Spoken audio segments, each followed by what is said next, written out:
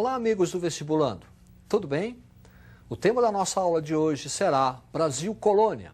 Vamos identificar as principais instituições e as principais atividades econômicas do período colonial. Preste atenção nesta gravura.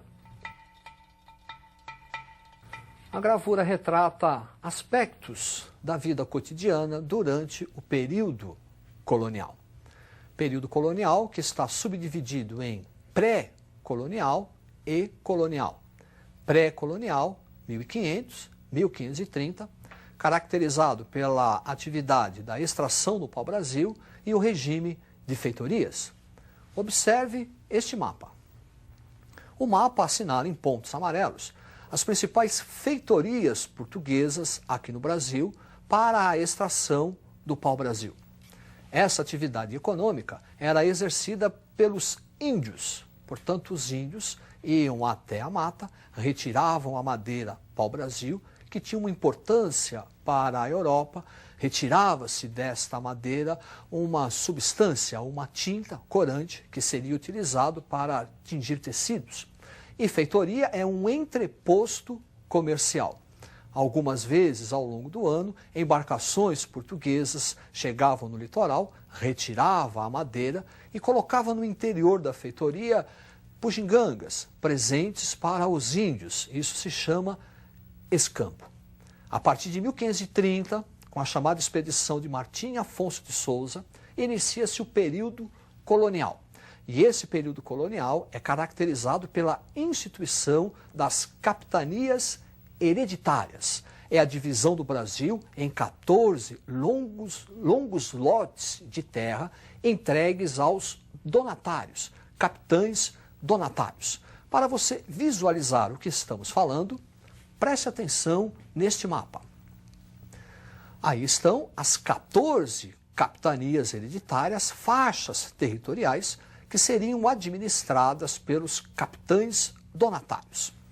O regime das donatárias foi regido por dois documentos: carta de doação, documento onde o rei transfere ao donatário a posse da capitania, e a carta de foral, que é um documento onde se estabelece os direitos e os deveres dos donatários na capitania. De maneira geral, o regime de capitanias hereditárias tendeu ao fracasso, excetuando duas: Pernambuco ao norte, São Vicente ao sul. As duas prosperaram em virtude do cultivo e o desenvolvimento da cana-de-açúcar. As demais tenderam ao fracasso. Falta de recurso dos donatários, ataque de índios. Para que o sistema de colonização e povoamento da terra não fosse atrapalhado, o Estado português vai criar o governo geral. O governo geral é uma centralização político-administrativa que Portugal realiza na colônia. O primeiro governador geral, Tomé de Souza, que vai fundar a primeira cidade e primeira capital do Brasil, a cidade de Salvador. Foi durante o governo de Tomé de Souza que os jesuítas iniciaram a catequização dos índios, com a instalação do primeiro bispado no Brasil, também na cidade de Salvador. Duarte da Costa, nosso segundo governador-geral, o seu governo teve uma série de complicações: atrito dos colonos com os índios e a invasão francesa no Rio de Janeiro. O terceiro governador-geral, Mendes Sá. Com Mendes Sá, houve a expulsão dos franceses e a fundação daquela que será a segunda cidade e também segunda capital do Brasil, a cidade de São Sebastião, do Rio de Janeiro. Para reforçar o que estamos falando, preste atenção neste quadro: administração colonial, as capitanias hereditárias, o governo geral e as câmaras municipais. As câmaras municipais refletem o chamado poder local. É onde os grandes proprietários de terra decidiam, tomavam as principais decisões políticas: aumento de salário, cunhagem de moeda, aumento ou não dos impostos. Eram representados pelos chamados homens bons. Quer dizer, para ser vereador, que era em número de 3, tem que ser grande proprietário de terra e escravocrata. Para ser juiz, também tem que ser um grande proprietário de terra e escravocrata. Isso era chamado de homens bons. Ao longo do período colonial, nós vamos ter uma série de conflitos entre a Câmara Municipal, que lutava pelos interesses locais do colono, e as instituições metropolitanas, o governo geral, o Conselho Ultramarino, que representava as decisões do Estado metropolitano. Sobre a atividade econômica, o primeiro grande produto vai ser a cana-de-açúcar, o mundo do açúcar, desenvolvido a partir da plantation, o latifúndio, monocultor, escravocrata. Nesse mundo do açúcar, vamos destacar o enorme papel dos holandeses, responsáveis pelo financiamento para a montagem do engenho colonial, também responsáveis pelo transporte do açúcar para a Europa, refino desse açúcar e depois a distribuição do açúcar refinado por toda a Europa. Preste atenção nesta gravura. Aí está o engenho colonial. Podemos identificar a senzala, onde ficavam os escravos, a Casa Grande, não só residência, mas também um quartel-general, um centro administrativo de toda a vida colonial, ali a capela e aqui o engenho colonial, o principal local do mundo do açúcar. É por isso que falamos agromanufatura do açúcar. Quer dizer, primeiro, a agricultura, o cultivo da cana-do-açúcar. Manufatura, que é transformar a cana-de-açúcar em açúcar no engenho colonial. Na casa de purgar, na fornalha, a transformação da cana-de-açúcar em garapa, melaço, para finalmente a produção do açúcar.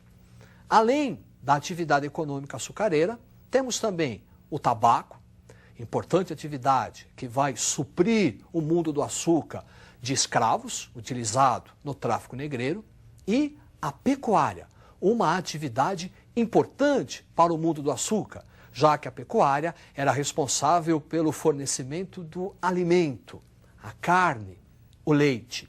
Também a pecuária era utilizada no transporte, o famoso carro de boi, e força motriz para o funcionamento da moenda, que vai transformar a cana-de-açúcar em garapa. Esse mundo do açúcar é tão importante que podemos fazer uma comparação com a pecuária. Preste atenção no quadro. Açúcar é uma atividade econômica desenvolvida no litoral, litorânea, mais próxima à zona de escoamento para atender às necessidades do mercado externo. Já a pecuária não, foi uma atividade econômica do interior. A pecuária foi uma das atividades que vai favorecer a interiorização da colonização, porque a pecuária voltava-se para atender às necessidades do mercado interno. No mundo do açúcar, trabalho escravo, e na pecuária, trabalho livre. Muita atenção, pecuária, trabalho livre, porque a pecuária no Brasil é uma pecuária extensiva. O gado fica solto, à vontade. Então você não pode colocar escravos para tomar conta. É aí que vai surgir a famosa figura do boiadeiro. Como diz aquela canção, sou desse chão onde o rei é peão. Então perceba, no mundo do açúcar, por causa da escravidão, a noção de trabalho que nós temos é negativa. Quando falamos de pecuária, por causa do trabalho livre, a noção de trabalho que nós temos é uma noção positiva. Uma outra atividade econômica, mineração, também responsável pela interiorização da colonização do Brasil e responsável pela mudança social, econômica e cultural do período colonial. Preste atenção no mapa. Aí estão identificadas as principais áreas de mineração do período colonial. Perceba, vestibulando, que elas são interioranas. É por isso que dissemos que a mineração é uma atividade responsável pela ocupação do interior da colônia. A mineração também é caracterizada pelo forte fiscalismo do Estado português para evitar a prática do contrabando. O quinto, a criação das casas de fundição, a famosa derrama, são exemplos desse fiscalismo do Estado português. Mas a grande consequência da mineração para o período colonial foi o crescimento populacional em larga escala e o desenvolvimento das cidades, o urbanismo.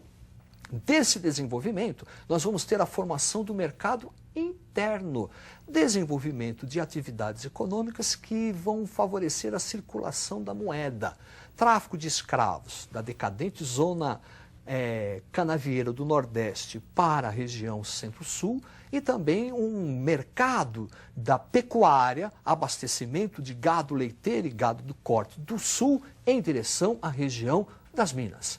Preste atenção neste quadro.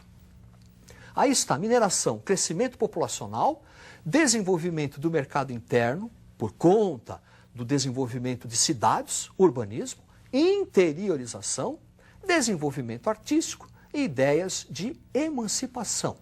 Desenvolvimento artístico. Durante o período da mineração, o Brasil recriou o estilo barroco, muito bem retratado na figura de Antônio Francisco Lisboa, o nosso Aleijadinho. E também no sentido da literatura, desenvolvimento da escola literária, o arcadismo, muito influenciado pelo iluminismo europeu. Ideias de emancipação. Em virtude do desenvolvimento de uma classe média rica ligada à área mineradora, os pais mandavam seus filhos estudarem na Europa. Quando eles voltavam da Europa, voltavam trazendo ideias de liberdade, igualdade, fraternidade, as ideias do iluminismo. E não é, por acaso, vestibulando, que o primeiro movimento que vai procurar separar o Brasil de Portugal ocorreu na região das Minas, a Inconfidência Mineira. Preste atenção neste quadro.